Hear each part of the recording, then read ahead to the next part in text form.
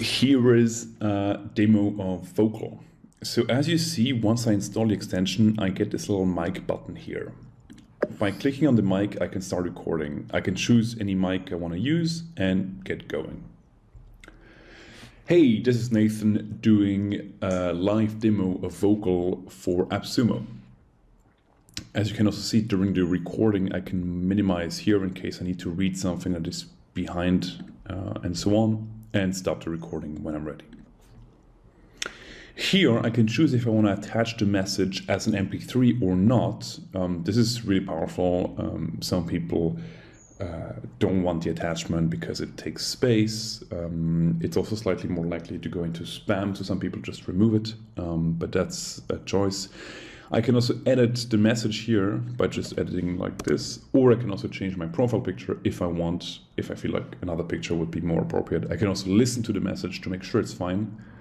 Hey, this is Nathan doing and then I can just attach it. Here a lot of magic happens. So the message gets attached. We actually generate an image from the text plus the image here. And we also transcribe the message. So finally, let's actually go and listen to that message.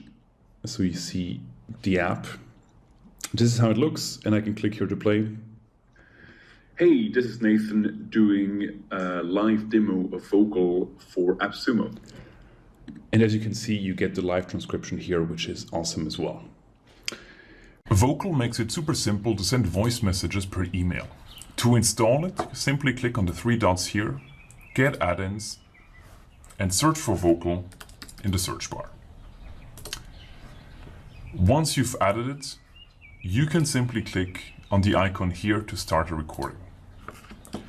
You will be logged in automatically, and once you've given permission to use your microphone, the recording will start.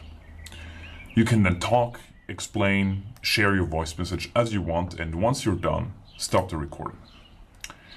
You can edit these notes